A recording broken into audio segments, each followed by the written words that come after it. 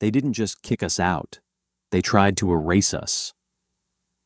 When the Galactic Concordat convened to vote on humanity's exile, they expected tears.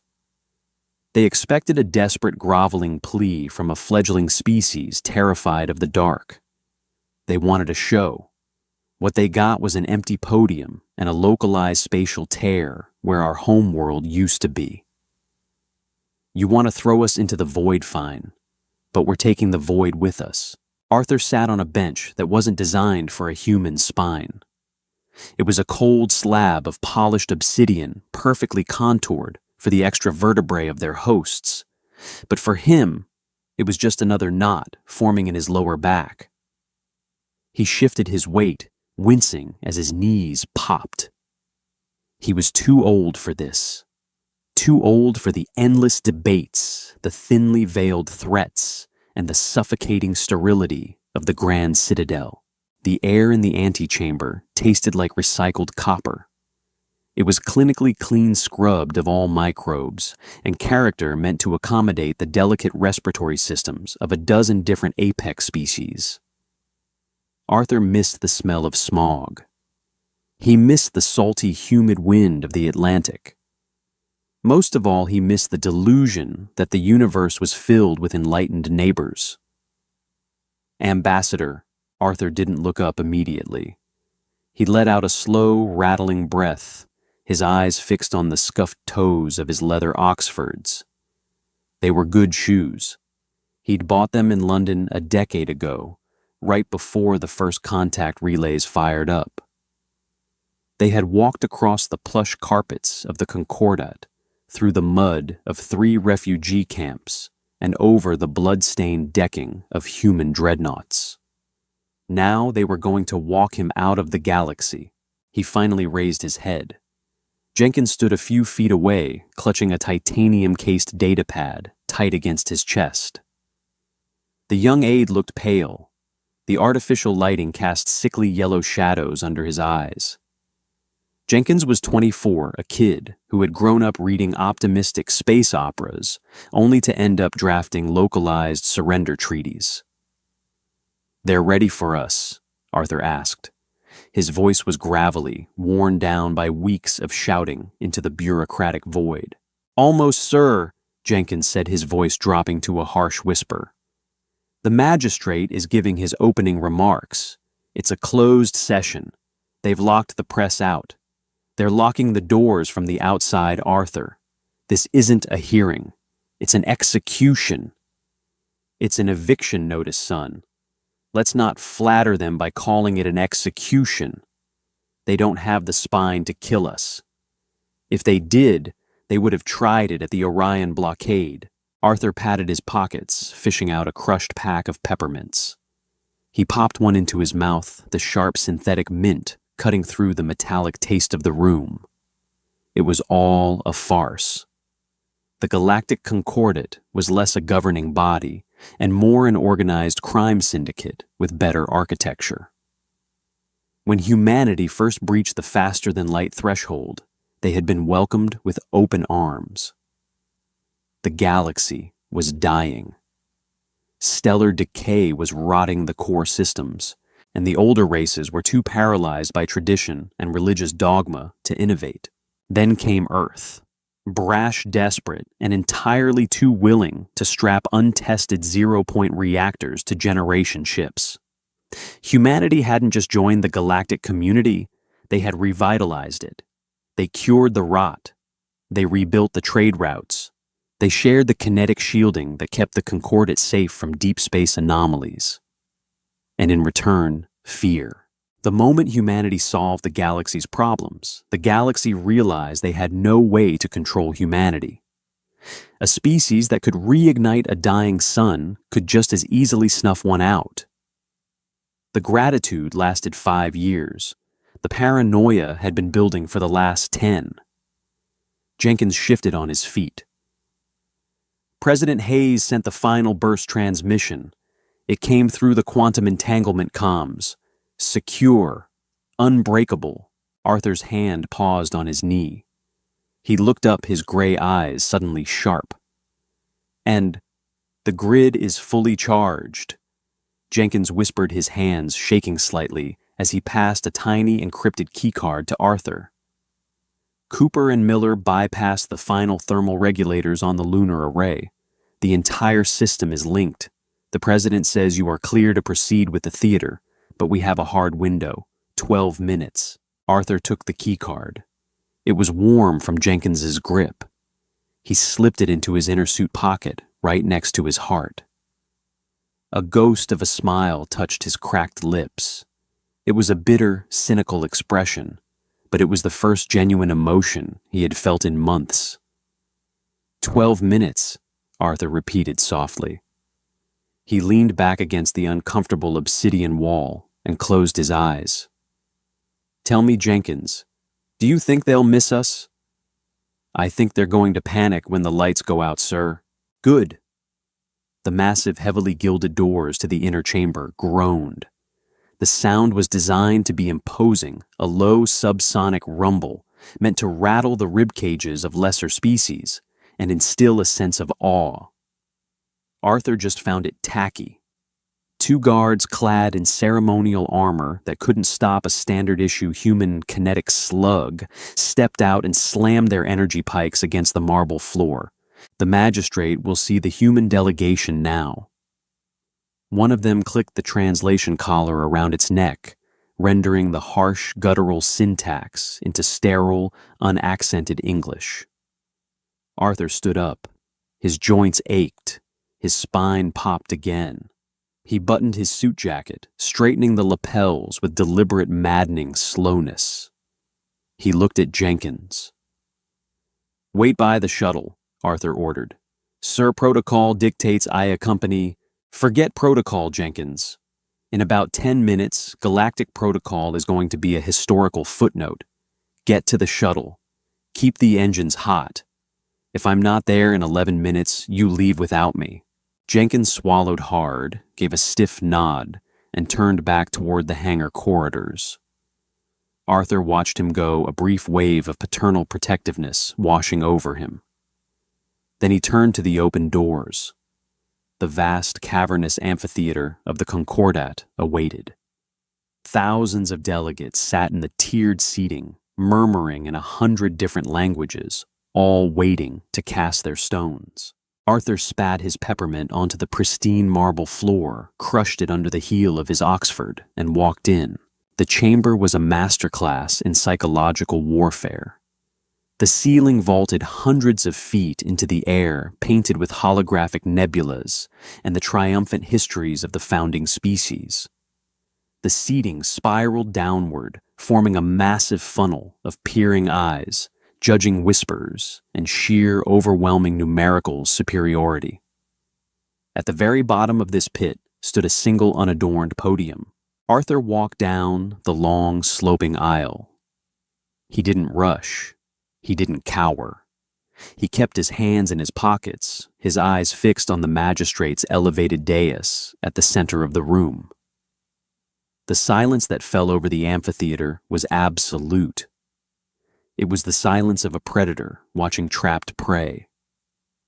By the time Arthur reached the podium, the air was thick with static tension. He placed his hands on the cold metal surface, tapped his fingers in a slow, rhythmic beat, and looked up. The magistrate was a towering figure, draped in heavy velvet-like robes, his face obscured by a ceremonial breathing mask.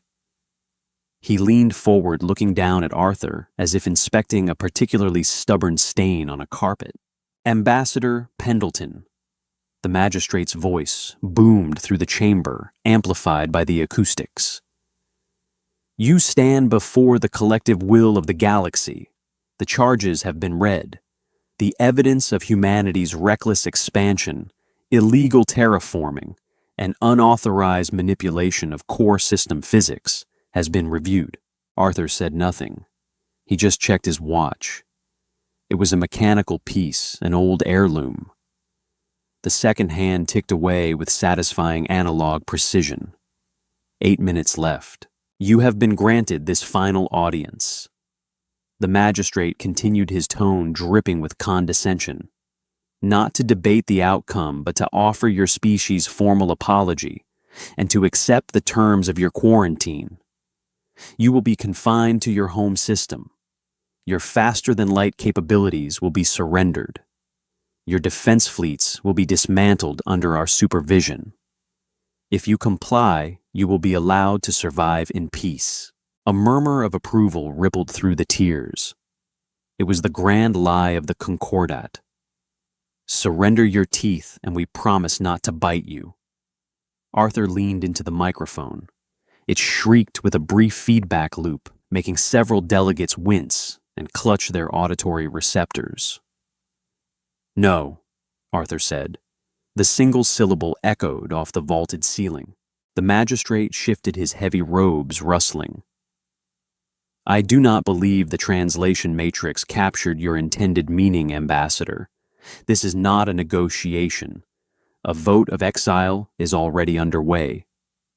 The translation was fine, Arthur replied, his voice calm, cutting through the grandeur with blue-collar bluntness. I said no, we aren't apologizing, we aren't surrendering our fleets, and we certainly aren't waiting around for a bureaucratic firing squad. You have no choice, the magistrate snarled, dropping the veil of diplomatic patience. You are one system against 10,000. Your world is surrounded by the Concordat Armada. Even now, our dreadnoughts have their weapons trained on your orbital rings. You will accept this exile human, or you will be reduced to ash. Arthur felt the vibration in his breast pocket. A single long pulse from the encrypted key card. The signal. President Hayes had turned the key. Project Exodus was green. Arthur smiled. It wasn't a polite smile. It was a baring of teeth. He reached down, picked up his leather briefcase, and snapped it shut. You can't exile us, Magistrate, Arthur said, turning away from the podium. Because we quit. Insolence, the magistrate roared, striking a heavy gavel against his desk. The vote is cast by unanimous decision. The human race is hereby severed from the galactic concordat. You are banished from our stars. Arthur stopped at the bottom of the aisle. He looked back over his shoulder, his eyes locking with the magistrate's. Your stars...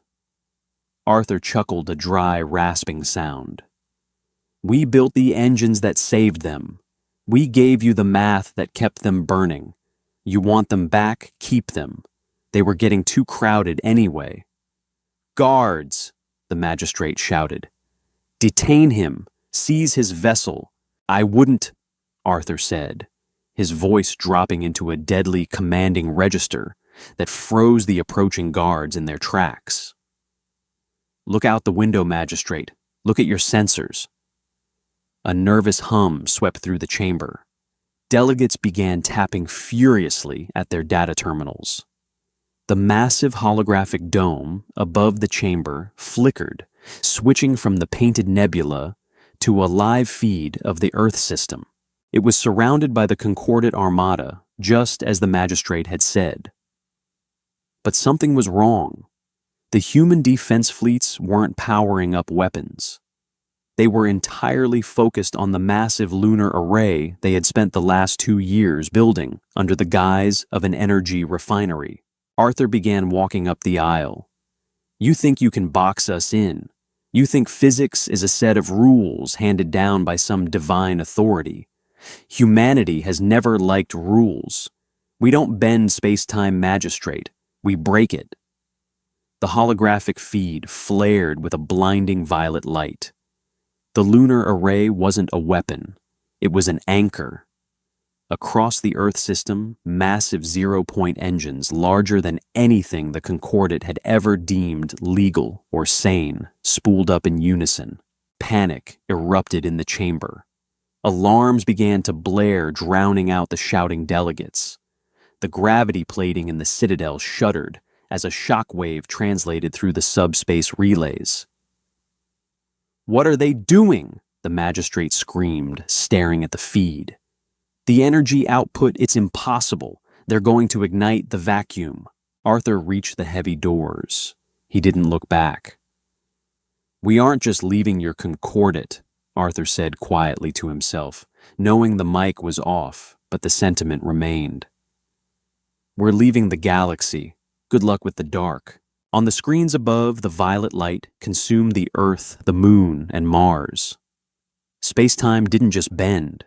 It shattered like cheap glass, folding inward on itself with a terrifying, silent roar. When the light faded, the human fleet was gone. The Earth was gone. Where a thriving solar system had been a moment before, there was only a colossal, gaping tear in the fabric of reality, bleeding cold radiation into the void. Arthur walked out the heavy doors, sealing shut behind him, leaving the galaxy to scream at an empty chair. The corridors of the Citadel were a blur of alien panic. Sirens calibrated to a dozen different auditory spectrums wailed in a dissonant, skull-splitting chorus. Arthur didn't run. Running implied terror. Running made you a target. He power-walked his stride, long and deliberate, ignoring the frantic dignitaries and security details rushing past him. They were too busy staring at their data pads, watching the feed of the human solar system, tearing a hole in the fabric of the universe, to notice the architect of their humiliation walking quietly toward the hangar bays. His lungs burned. The recycled sterile air of the Concordat station felt thick as syrup. He pressed a hand against his ribs, feeling the frantic, irregular thump of his heart. He was pushing 70. He had survived 2 localized planetary wars and a diplomatic career that felt like a prolonged hostage negotiation. He just needed his heart to hold out for another 5 minutes. The hangar bay doors hissed open. Jenkins was there, hovering outside the airlock of a battered, blocky diplomatic shuttle that looked like a flying brick compared to the sleek aerodynamic interceptors of the Concordat. The shuttle's engines were already screaming, bleeding excess heat into the bay, turning the air wavy and distorted. "Get in!" Jenkins yelled over the roar of the thrusters, grabbing Arthur by the shoulder and hauling him through the airlock. "Manners, Jenkins!" Arthur grunted, stumbling into the cramped cabin. He collapsed into the co-pilot seat, fumbling with the heavy canvas crash webbing. "Take us out. Punch a hole through the atmospheric shielding if they haven't lowered it." Jenkins didn't argue. He slammed his fist into the bulkhead release. The airlock sealed with a heavy pressurized thud. The shuttle didn't lift off gracefully. It tore itself from the deck plates, the inertial dampeners struggling to compensate for the brutal acceleration. Arthur's spine compressed. His vision swam the edges of his peripheral sight, going dark as gravity pinned him to the cheap upholstery. Through the forward viewport, the Citadel's massive cavernous interior blurred. A squad of Concordat interceptors was scrambling from the lower bays, their plasma drives glowing a hostile bright blue. But they were too late, and they were too confused. "They are painting us with targeting lasers!" Jenkins shouted, his hands dancing across the flight yoke. Sweat dripped from his chin. "2 frigates moving to block the exit aperture. They won't fire," Arthur said, fighting to pull air into his crushed lungs. "They are paralyzed. Their bureaucracy requires a committee vote to scratch their own asses. Keep pushing." He was right. The targeting lasers flashed, painting the shuttle's hull in angry crimson, but no kinetic slugs followed. The shuttle breached the magnetic containment field of the hangar bay, tearing out into the cold, silent vacuum of space. "Vector," Jenkins asked, his voice tight. "Follow the wake," Arthur ordered, pointing a trembling finger at the navigation console. The sensors weren't registering a destination. They were registering an absence. The spatial tear left behind by the Earth system was acting like a massive gravitational sinkhole. It was an open wound in reality, bleeding Hawking radiation and subatomic static. It was collapsing the edges of the rift, stitching themselves back together as the universe tried to heal the violation. "The rift is closing, Arthur," Jenkins warned. The console was flashing a violent, rhythmic red. "Structural integrity is going to fail if we hit that shear line. The math says we get shredded into component atoms."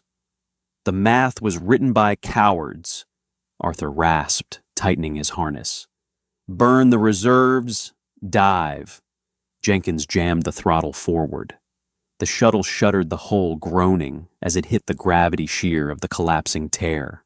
Transitioning through a zero-point spatial fold wasn't a visual experience. It was profoundly physical. The moment the shuttle breached the event horizon of the tear, the universe simply stopped making sense.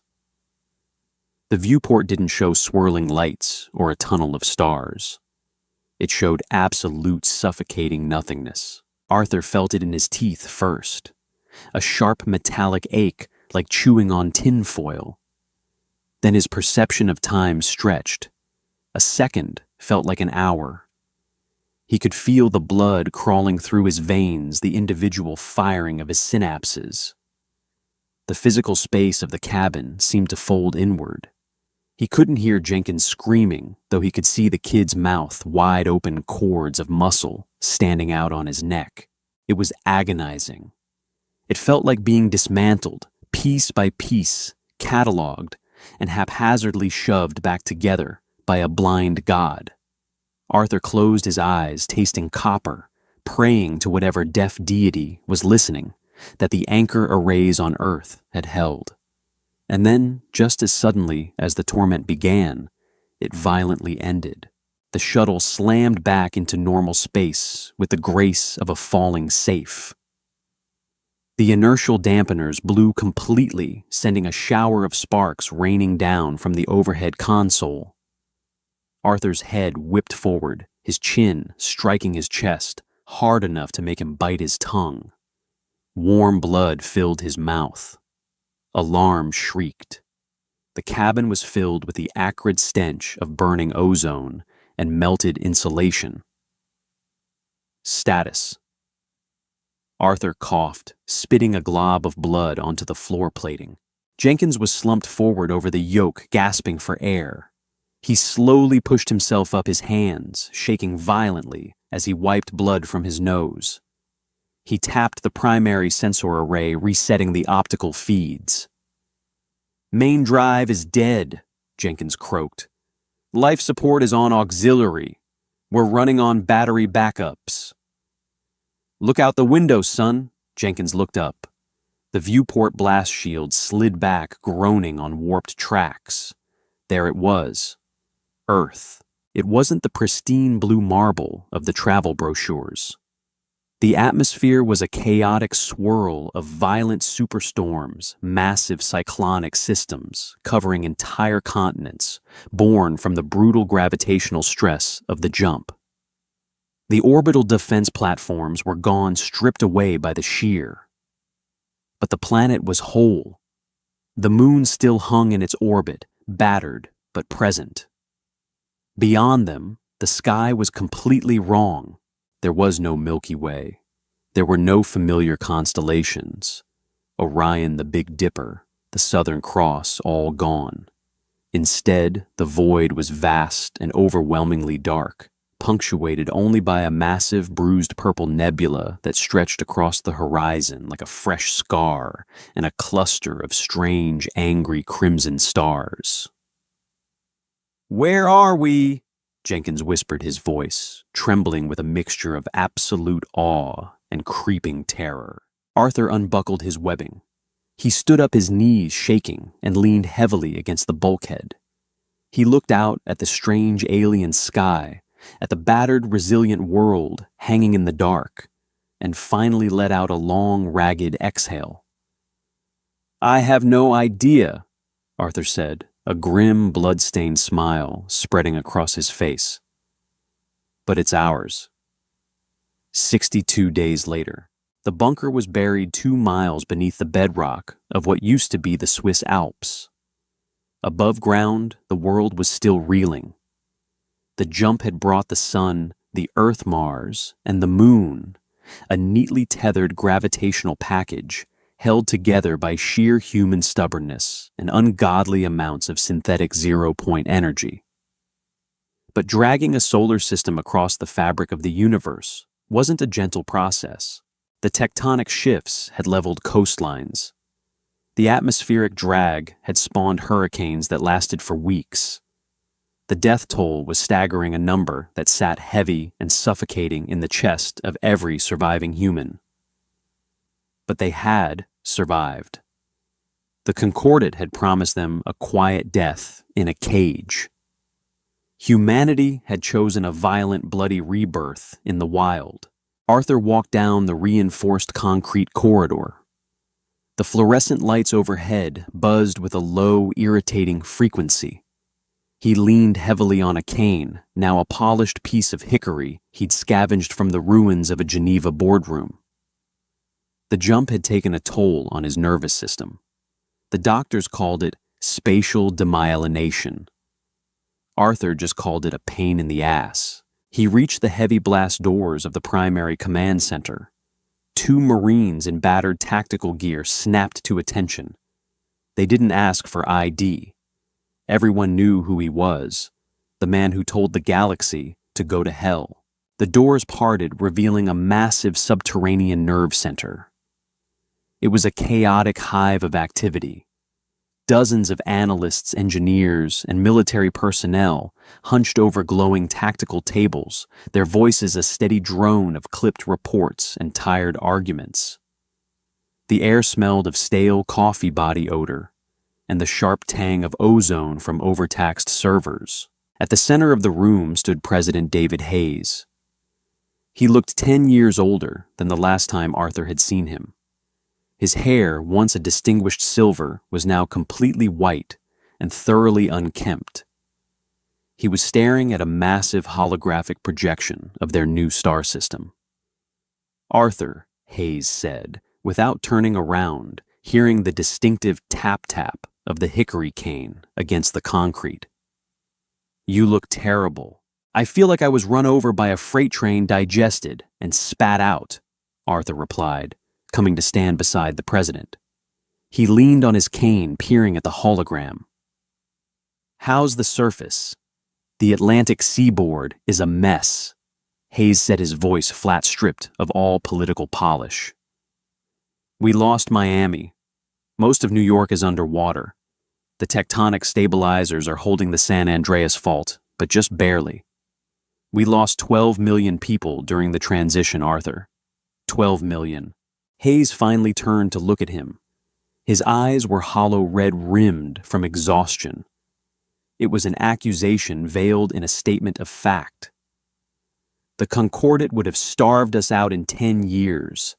Arthur countered, his voice hard, uncompromising. "They would have dismantled the defense grid, grounded the fleet, and let the core systems rot. 12 million dead is a tragedy, David. 12 billion dead is an extinction. We traded the house for the people inside it." Hayes sighed, rubbing the bridge of his nose. He knew Arthur was right. It didn't make the casualty reports any easier to read. "The riots are starting to calm down. The rationing is strict, but agricultural yields in the hydroponic bunkers are stabilizing. We're hurt, but we're stabilizing." "And the neighbors?" Arthur asked, gesturing to the projection. Hayes tapped a key on the console. The hologram zoomed out, revealing the vast, uncharted expanse of their new sector. "Empty," Hayes said. "At least, empty of anything that talks. Long-range telemetry confirms we are in a dwarf galaxy, roughly 2 million light-years outside the Milky Way border. The purple nebula we saw on arrival is a massive stellar nursery. It's rich in raw materials. Heavy metals, helium-3, volatile organics. Everything we need to rebuild the fleet. Any sign of Concordat pursuit? None. The engineers say the subspace wake we left behind is so chaotic, it'll take them a century just to map the point of origin let alone figure out where we went. We broke the bridge after we crossed it. Arthur nodded slowly. He looked at the vast, dark emptiness represented on the screen. It was terrifying. There were no trade routes. There were no established hyperlanes. There was no backup. If they failed here, they died here. The safety net of the galactic community, as flawed and treacherous as it was gone. They thought we were arrogant, Arthur murmured, leaning closer to the map. They thought we couldn't survive without their treaties and their infrastructure. Can we? Hayes asked quietly. It was a rare moment of vulnerability from the commander-in-chief. We dragged our son across the universe because we didn't want to pay rent to a bunch of bureaucratic cowards. Arthur said, a dry, cynical laugh escaping his throat. We survived the Ice Age. We survived the Atom. We survived the Concordat. We'll survive this. He turned away from the map, his eyes sweeping over the exhausted, driven people working in the command center. They weren't broken. They were pissed off. And a pissed-off humanity was the most dangerous force in the universe. Tell the engineers to stop focusing on planetary repairs. Arthur commanded the old fire, returning to his voice. Stabilize the climate, yes, but shift primary resources to the shipyards. I want the 0-point drives miniaturized. I want scouting fleets in the void by the end of the year. Hayes raised an eyebrow. Scouting fleets, Arthur. We just got here. We barely have our feet under us. What exactly are we scouting for? Arthur gripped the handle of his cane, his knuckles turning white. He looked back at the projection of the dark, uncharted dwarf galaxy. We need to know what's out there, David. We need to find the resources map, the gravity wells, and establish perimeters. Arthur's eyes narrowed, a cold, predatory glint in the harsh bunker light. The Concordat thought they were locking us in the dark. They didn't realize they just gave us a blank canvas. Let's make sure when we finally build our own galaxy, we don't repeat their mistakes. The Tycho Crater shipyards used to be a marvel of automated precision. Before the jump-sleek robotic arms danced in zero gravity, welding hull plating with laser-guided grace. Now the yards looked like a colossal scrap heap lashed together by desperation. The pristine white scaffolding was scorched black. The robotic arms were mostly cannibalized for parts. In their place, thousands of men and women in bulky, pressure-stained EV suits crawled over the skeletal frames of half-built ships like ants on a decaying carcass. Arthur watched them from the pressurized observation deck of the Lunar Command Module. The glass was scratched-scarred by micrometeorite impacts during the brutal transition out of the Milky Way. 8 months had passed since humanity tore a hole in the universe. 8 months of rationing, of burying the dead, of coughing up dust from a fractured atmosphere. But looking out at the chaotic sparks-flying industry in the void, Arthur felt a strange, grim pride. "It's ugly," Elias Cobb said, stepping up to the observation window beside Arthur. Cobb was the chief engineer of the fleet, a man whose resting expression was a severe scowl. He held a pouch of synthetic coffee, squeezing a tepid brown bulb of liquid into his mouth. Aesthetic aerodynamics are officially a luxury of the past. We're building bricks with engines. Bricks don't break when you hit someone with them, Elias. Arthur replied, his voice a low rasp. He leaned his weight onto his hickory cane. The artificial gravity on the station was dialed down to 60% to save power, which spared his aching spine, but the ambient cold still chewed at his joints. "Tell me about the drive." Cobb gestured to the massive, blocky vessel occupying the central dry dock. It was the UNS Defiance.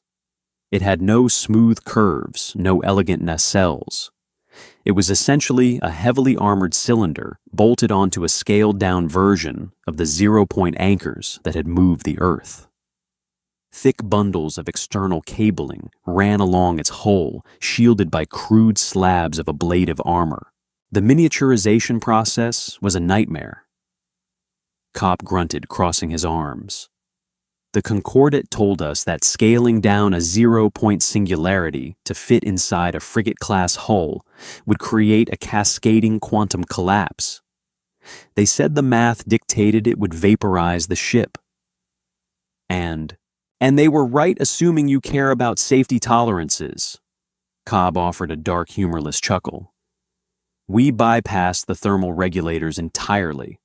We're using the ambient cold of the void to keep the singularity from melting the containment field. It's highly volatile. If the shields drop for more than 4 seconds during a jump, the crew becomes a smear of exotic radiation. But it works. It's fast. It's faster than anything the Concordat ever fielded. Arthur nodded slowly. And the crew, they know the risks, a new voice cut in. Arthur turned. Captain Sarah Reynolds stood in the hatchway. She looked like the ship she commanded, battered, strictly utilitarian and sharp around the edges. She wore a faded blue flight suit patched with gray synthetic fabric. 2 fingers on her left hand were missing, replaced by crude skeletal mechanical prosthetics. She didn't salute. Protocol had largely died on Earth. Captain, Arthur acknowledged, you're ready to fly a bomb into the dark. It beats waiting for the dark to come to us, Mr. Ambassador, Reynolds said, walking over to the glass. She looked at the Defiance with a mixture of reverence and weary resignation. My crew is prepped. We've run the simulations. The containment field holds mostly. We're loading the last of the hydroponic rations now. You understand your primary objective, Arthur said, his tone shifting from conversational to absolute authority. We are blind out here. The dwarf galaxy is a blank slate. I need maps, Captain. I need resource concentrations. Heavy metals, water, volatile gases. If you find a habitable world log, but do not land. You are a scout, not a colonist. And if we find company, Reynolds asked, turning her sharp green eyes on Arthur. You run, Arthur said bluntly. We cannot afford a war, not yet. If you detect any artificial signals, any anomalies that suggest a technological presence, you log the coordinates and you jump back immediately. You do not initiate contact. We don't know who or what lives in this sector, and we don't have the Concordat's treaty network to protect us. If someone shoots at you, you disappear. Reynolds tapped her mechanical fingers against her thigh. Understood. No heroics. Just a smash and grab for data. Exactly, Cobb agreed, tossing his empty coffee pouch into a recycler bin. The Defiance is a prototype. I want my ship back in one piece, Sarah. Don't go picking fights with the locals just to see if the kinetic cannons work. I make no promises about the cannons, Elias. Reynolds smirked briefly, though the smile didn't reach her eyes. She looked back at Arthur. We launch in 2 hours. Assuming the singularity doesn't eat us on the launch pad, we'll ping the relay buoys from the edge of the Purple Nebula by tomorrow. Arthur reached out his weathered hand, gripping Reynolds' shoulder. It was a rare physical gesture of solidarity. Bring them home, Captain. The galaxy is watching, even if they don't know where we are. 2 hours later, the Defiance undocked. There was no grand ceremony, no fanfare, just the silent, violent flare of primary thrusters pushing the ugly iron brick away from the lunar scaffolding. Arthur stood at the glass, watching until the ship was nothing but a speck of light against the oppressive darkness. Then a violet flash tore across the void, violent and abrupt, and the Defiance was gone. The first human footprint in a brand new universe. Deep space didn't roar, it whispered. Inside the cramped command center of the Defiance, the silence was heavy, broken only by the rhythmic hum of the life support cyclers and the sharp, anxious tapping of fingers across control consoles. Captain Sarah Reynolds sat strapped into the center seat, her jaw clenched tight enough to crack molars. The jump was agonizing. The 0-point drive didn't glide through subspace like the Concordate's sleek hyperlanes. It tore a brute force tunnel through reality and dragged the ship screaming through the gap. Gravity fluctuated wildly. The air tasted intensely of copper and burnt hair. Every rivet in the hull groaned in protest.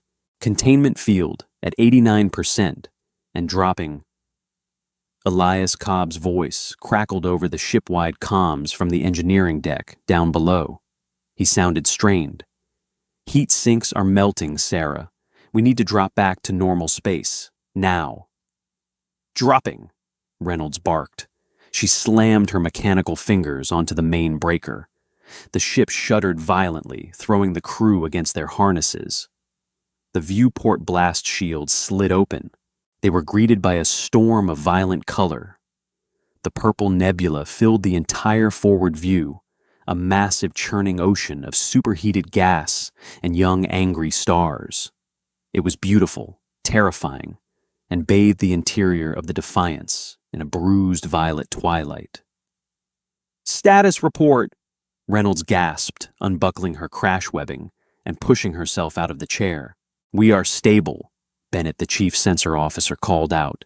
He was a young man, pale and sweating profusely, frantically wiping down his monitors. "Main drive is spooling down. Heat sinks are venting into the vacuum. Radiation outside is intense, Captain. If we didn't have the ablative plating, we'd be microwaved." "Did we hit the target coordinates?" "Yes, ma'am. We're sitting right on the edge of the stellar nursery. Deploying passive sensor buoys now." Reynolds stepped closer to the primary tactical display. It was a holographic table bolted to the deck, currently projecting a fuzzy static-filled map of the immediate sector. "Scan for heavy metals. Let's find a rock we can mine and get the hell out of here. I don't like the noise on these frequencies," Bennett typed furiously. The display flickered, rendering the chaotic gas clouds and gravity wells in harsh geometric lines. Suddenly, the console emitted a sharp repeating chime. "Captain," Bennett's voice dropped an octave. It was tight with sudden cold dread. "I'm getting a massive return, dead ahead deep inside the gas cloud. It's not a planet." Reynolds felt a chill crawl up her spine. "Define not a planet, Bennett." It's too dense. The geometry is wrong. It's a perfect ring. Too perfect." Bennett's hands flew across the keys, filtering out the ambient radiation of the nebula to sharpen the image. The hologram shifted. A massive structure materialized on the projection. It was a ring easily the diameter of Earth, suspended in the violent gas of the nebula. But it was broken. Massive jagged chunks were missing from its circumference, and a debris field of shattered metal and dark dead husks orbited the ruins like flies around a corpse. "By God," Reynolds whispered, leaning over the console. "It's a megastructure, an orbital forge, a habitat. It's dead, Captain." Bennett reported, his eyes wide. "No thermal signatures, no power grid. The radiation out there is tearing it apart. Carbon dating algorithms on the debris. Captain, this thing has been sitting here for at least 2 million years." Reynolds stared at the holographic ghost of the dead civilization. The Concordate had always preached that they were the first. The elder races, they called themselves. They claimed the universe outside the Milky Way was a barren, empty wasteland, devoid of the spark of creation. It was the foundation of their entire religion, their entire political authority. They were liars, or they were just ignorant. "Are those ships in the debris field?" Reynolds asked, pointing to a cluster of massive triangular shadows drifting near the broken ring. Trying to get a better resolution, Bennett muttered. The image clarified. They were ships, dreadnoughts easily 10 times the size of anything the human fleet possessed, and they were thoroughly, completely destroyed. Massive clean holes were punched completely through their armored hulls. They hadn't been defeated by time or asteroid impacts. They had been slaughtered. Captain Bennett said, pulling up a new data stream. I'm picking up a localized signal. It's weak, very weak, bouncing off the metallic debris. It's an automated repeater. Is it a distress call? No. Bennett swallowed hard. I'm running it through the translation matrix. It's a mathematical pulse. Prime numbers repeating in a loop. It's a warning buoy. Reynolds felt the heavy weight of isolation press down on her chest. Humanity had run away from a bureaucratic cage only to pitch their tents in a graveyard. The Concordat was afraid of humans because humans were unpredictable. But whoever built that ring, whoever destroyed those ships, they weren't unpredictable. They were absolute. Copy the telemetry. Reynolds ordered, her voice deadpan and flat. Download every byte of data from that repeater. Map the debris field. Get the metallurgical composition of those destroyed ships. Captain Arthur said if we found anything artificial, we run. We are running Bennett, but we're not going home empty-handed. Reynolds looked out the viewport at the swirling purple gas hiding the ancient corpses of a forgotten empire. Earth needs to know. The Concordat thought they ruled the universe. We just found out we're all just swimming in the shallow end of the pool. 10 minutes later, the Defiance spooled its drive. The battered iron brick turned its back on the colossal ruins and violently punched a hole back to Earth, carrying a ghost story that was about to change the survival strategy of the human race forever. The Defiance did not return gracefully. It plummeted into normal space just past the orbit of Mars, its hull trailing a long, violent streak of Cherenkov radiation. The zero-point containment field had held, but barely. By the time the ship limped into the Tycho crater dry dock, its external armor was scorched white, and the heat sinks were completely fused. Arthur stood in the subterranean command center on Earth, leaning heavily on his hickory cane. The massive holographic table in the center of the room was live streaming the raw telemetry data Bennett had dumped from the ship's databanks. The room was deathly quiet. President Hayes, Chief Engineer Cobb, and a dozen senior military analysts stared at the projection of the broken ring and the slaughtered dreadnoughts. They were giants, Hayes whispered. The president's face was ashen. He looked at the scale metrics running along the side of the projection. That ring, the engineering required to build a stable megastructure in the middle of a stellar nursery. It eclipses the galactic Concordat's capital world by orders of magnitude. And those ships, they're the size of our largest orbital stations. And they were swatted like flies, Arthur said, his voice grating against the silence. He didn't share Hayes's awe. Awe was a luxury for people who weren't responsible for the survival of the species. Arthur only saw the massive, perfectly circular holes punched through the armor of the ancient dreadnoughts. The edges of the wounds weren't jagged or melted. They were smooth atomized at the molecular level. Whatever weapon had hit them didn't rely on kinetic impact or thermal transfer. It simply erased the matter it touched. Captain Reynolds stood at the far end of the table. She hadn't bothered to change out of her flight suit. She smelled faintly of ozone and stale sweat. Her mechanical fingers tapped a slow, anxious rhythm against her leg. Bennett ran the carbon dating algorithms 3 times. Reynolds reported her voice hoarse from the stress of the jump. 2 million years, give or take a few centuries. That entire sector is a graveyard. We didn't detect a single microtransmission, no residual thermal blooms from life support systems, just the warning buoy. "Play it," Arthur ordered. Reynolds nodded to one of the technicians. The audio system in the bunker clicked, and a low rhythmic hum filled the room. It was heavily distorted, layered with the static of cosmic radiation, but the underlying structure was undeniable. It wasn't a voice. It was a sequence of prime numbers pulsing in a harsh staccato beat. "It's an automated loop," Reynolds explained, raising her voice slightly over the hum. "It's broadcasting on a broad spectrum frequency. The translation matrix couldn't extract syntax or grammar because there isn't any. It's purely mathematical, but Bennett managed to map the sequence into a visual matrix." "Show them." The holographic projection shifted. The image of the dead megastructure vanished, replaced by a complex, three-dimensional geometric model. It looked like a sphere, but as the audio-pulsed sections of the sphere collapsed inward, turning red, then black, until the entire structure shrank into a tiny, dense point of light. Then the point of light vanished. "A countdown," Hayes asked, his brow furrowed. "A historical record," Arthur corrected softly. He stared at the collapsing sphere.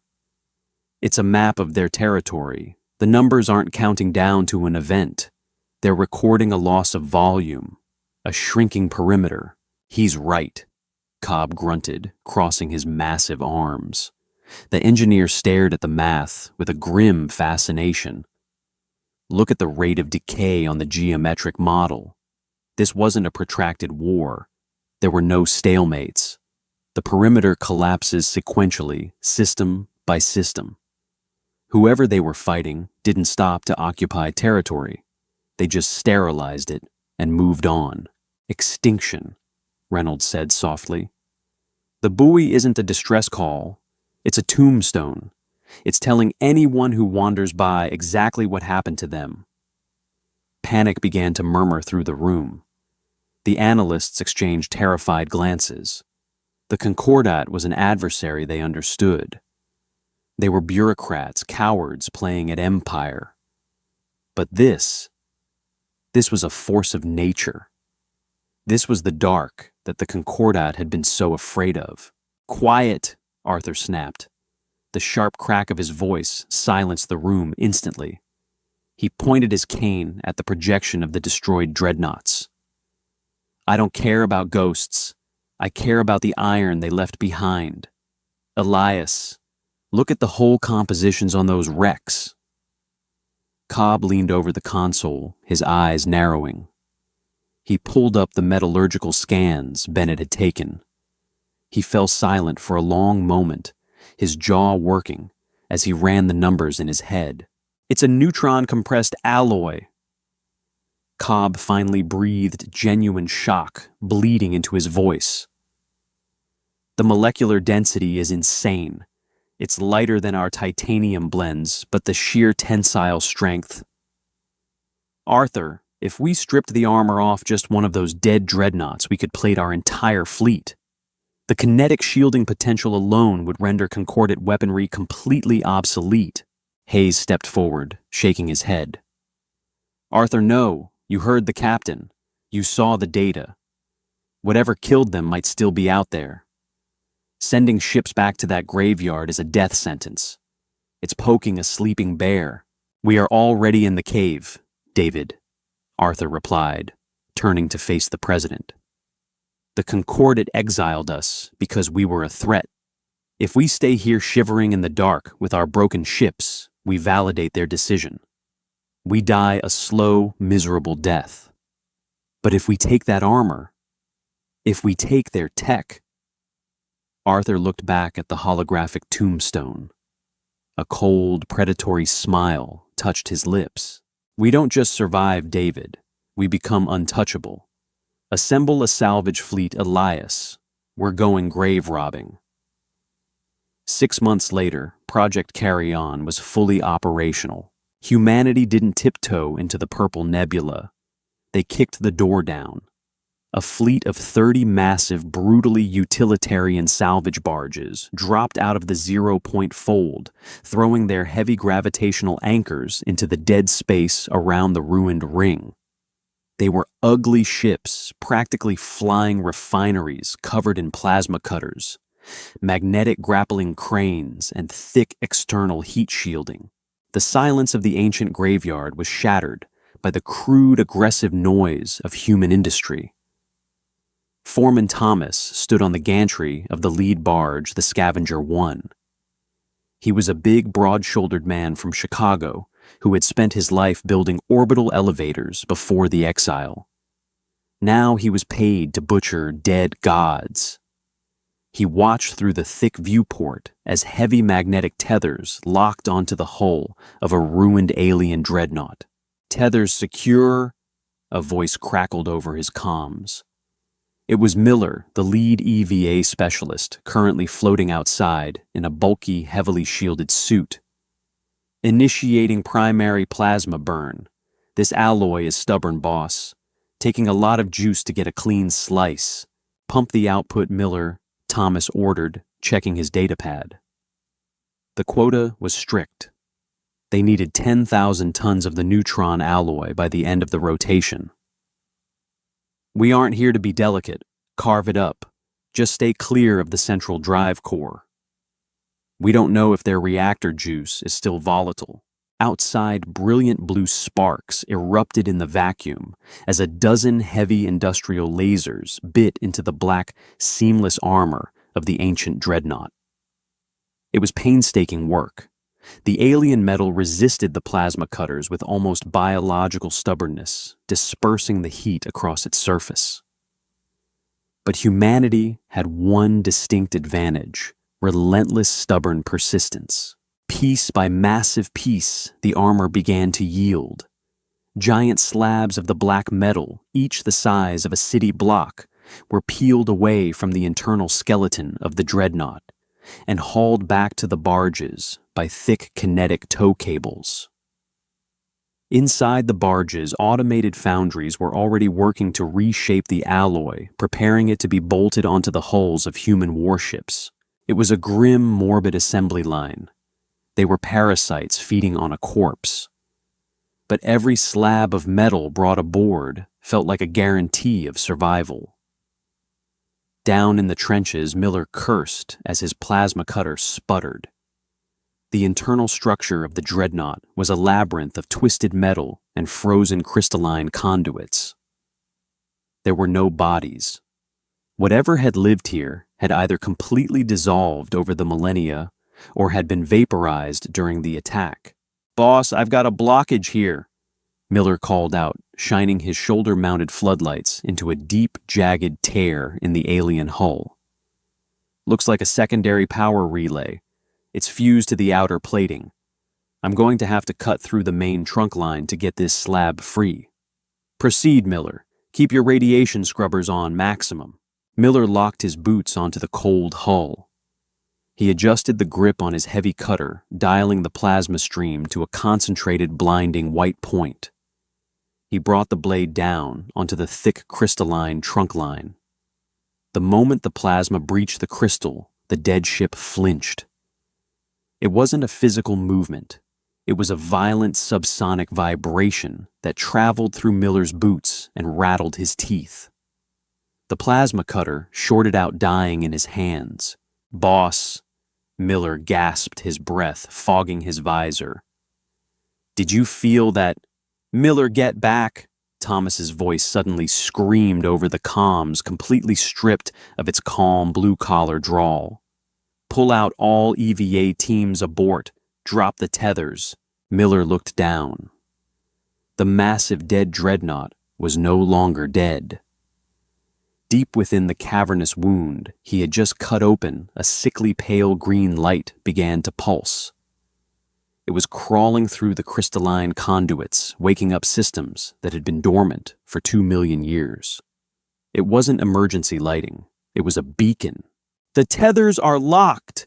Another EVA worker shouted over the chaotic radio chatter. The magnetic grapples won't disengage the ship. It's drawing power from our barges. Thomas slammed his fist onto the emergency release console on the bridge. Cut the cables. Use the explosive bolts. I want us disconnected now. It was too late. The green light cascaded across the hull of the ancient dreadnought, illuminating the jagged atomized holes that had destroyed it. And then the signal fired. It wasn't a broadcast of prime numbers. It was a tightly focused high-frequency subspace scream tearing directly through the purple nebula and out into the deeper, uncharted dark of the dwarf galaxy. Miller scrambled backward, his maneuvering thrusters kicking in, propelling him away from the waking corpse. He watched in horror as the green light faded, the dreadnought returning to its cold, dead state. The beacon had only needed a fraction of a second of stolen human power to do its job. Back on Earth, in the subterranean bunker, the primary holographic table flashed a blinding violent red. Arthur spilled his coffee, dropping his cane as he grabbed the edge of the console. President Hayes rushed into the room, followed closely by a pale-faced Bennett. "What happened?" Arthur demanded, his eyes locked on the crimson alarms. "Did the salvage fleet detonate a core?" "No." Bennett choked out his hands, trembling as he pulled up the deep space telemetry. "The fleet is intact, but, Mr. Ambassador, they tripped a wire. The wreck broadcast a distress ping." "Who is it pinging?" Hayes asked, his voice barely a whisper. Bennett looked up from the screen, his eyes wide with absolute primal terror. "It wasn't pinging the ancient civilization, Mr. President," Bennett said, his voice cracking. "It was pinging whatever killed them. It was a motion sensor, and something deep in the void just woke up and answered. Fire the explosive bolts. Blow the tethers." Thomas roared, his heavy fists smashing the manual override console on the bridge of Scavenger 1. Outside in the brutal vacuum, a dozen heavy kinetic cables violently snapped. The severed ends whipped through the void, silently tearing into the hull of the nearest salvage barge. Miller slammed into the airlock, his suit thrusters burning their final reserves. He didn't wait for the pressure to equalize. He hit the emergency blow-off, tumbling into the decontamination chamber in a tangle of limbs and heavy tools. "Drive spooling!" the helmsman shouted, his voice cracking under the blaring red klaxons. "We are unanchored." "Jump," Thomas commanded. "Do not wait for the stragglers. If they aren't unhooked, they get left behind. Jump now." 30 salvage barges tore holes in the fabric of reality and plunged into the 0-point fold. They left behind a ruined graveyard and a waking nightmare. Deep in the purple gas, the ancient motion sensor went dark again. Its job was done. It had screamed into the abyss, and the abyss had listened. Back in the subterranean command center on Earth, the holographic tactical table displayed a rapidly approaching apocalypse. Bennett's hands were a blur across his terminal. He wasn't crying. He was too terrified to cry. "It's not using subspace. It's not using hyperlanes. Mr. President, whatever this is, it's consuming real space. It's collapsing the distance between itself and the source of the ping." Estimated time of arrival to our perimeter: 4 months. Hayes gripped the edge of the table, his knuckles bone white. The exhaustion of the past year finally caught up with him, settling deep into the lines of his face. He looked like a man who had just watched his executioner sharpen the axe. "We survived the Concordat just to wake up an extinction-level threat. We dragged humanity across the universe, and we brought them straight to a slaughterhouse." The bunker fell dead silent. Analysts stared at their boots. The hardened Marine guards shifted uncomfortably. The weight of the impending dark threatened to crush the air right out of the room. Then the sharp, deliberate crack of hickory striking concrete echoed through the bunker. Arthur stepped forward. He didn't lean on his cane. He held it in his hand like a baton, his back perfectly straight, his gray eyes burning with a cold, terrifying clarity. He looked at the holographic anomaly moving steadily toward their new home. "No," Arthur said. His voice was low, but it commanded the absolute attention of every soul in the room. The Concordat was a slaughterhouse. We were cattle in a pen waiting for the butchers to dictate the terms of our survival. This is a fight. "Arthur, look at the telemetry," Hayes pleaded, gesturing wildly at the massive red distortion on the screen. "That thing vaporized an empire that built planets from scratch. What are we going to do? Throw our rocks at them? We are going to do what humanity has always done when the dark gets too close." Arthur replied, his voice hardening into unyielding steel. "We build a bigger fire. We brought 10,000 tons of neutron-compressed armor back from that graveyard. We have the fastest, most volatile engines ever conceived by a sentient mind. We have 4 months." Arthur turned his gaze to Elias Cobb.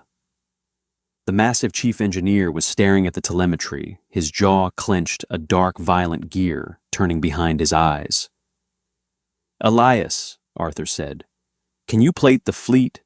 It's not designed to fit our hulls," Cobb muttered, his eyes narrowing. "The metallurgy is stubborn. We'd have to strip the kinetic shielding entirely just to weld it to the frame." "I didn't ask about the shielding," Arthur snapped. "I asked if you can plate the fleet." Cobb looked at Arthur. A grim, savage smirk slowly spread across the engineer's face. "I'll need every shipyard running at 300% capacity. We drop safety protocols entirely. If a worker isn't bolting armor to a ship, they are sleeping. Give me the authority, and I'll turn those bricks into anvils." "Do it," Arthur commanded. He turned back to the president. "Authorize the draft, David. Empty the bunkers. Every man and woman who can hold a welding torch or fire a kinetic slug is now officially on active duty. We aren't running again. There is nowhere left to run." The next 4 months were a brutal, bleeding testament to human stubbornness. The shipyards orbiting Earth and the moon did not sleep. The void was lit by the constant blinding flash of industrial plasma cutters. Millions of workers crawled over the crude, blocky human ships, fusing the stolen, indestructible black armor to their hulls. There was no time for aerodynamics. There was no time to make them look pretty. They were building flying fortresses, jagged and pitch black, designed to take a punch that could shatter a moon and hit back twice as hard. At the center of the formation was the UNS Defiance. Captain Reynolds stood on the bridge, her mechanical fingers tracing the edge of her tactical console. Her ship was unrecognizable.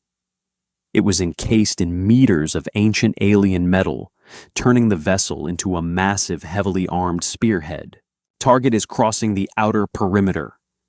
Bennett's voice crackled over the secure fleet frequency. He was stationed on the lunar command module, now safely behind the blockade. "Sensors are failing to resolve a physical shape. It's just a void. It's eating the starlight." Through the viewport of the Defiance, Reynolds saw it. It wasn't a fleet of ships. It was a massive, creeping shadow, a localized tear in reality that absorbed all light and heat. It moved with silent, predatory intent, slipping into the human solar system like a leviathan rising from the deep. Back in the command bunker, Arthur stood beside Hayes. He watched the massive black shapes of the human fleet, 70 heavily armored dreadnoughts holding their ground between Earth and the approaching dark. The zero-point drives pulsed in unison, a violent violet glow that refused to be swallowed by the shadow. The Concordat had voted to exile humanity because they were afraid. They thought the void would break them. They didn't understand that humanity was born in the dark, forged in the cold, and utterly incapable of surrender. Arthur watched the anomaly close the final distance. He didn't flinch. He didn't blink. "Let them come," Arthur whispered. Thank you for tuning in to this complete HFY sci-fi saga. If Arthur's absolute refusal to back down and humanity's gritty stand against the dark kept you on the edge of your seat, please smash that like button and subscribe for more deep character-driven science fiction every week. Drop a comment below. How do you think the human fleet will fare against an ancient, light-eating Leviathan? Share this video with your fellow sci-fi fans, and make sure to ring the notification bell so you never miss an upload. Your support keeps the forge burning. Stay grounded and see you next time.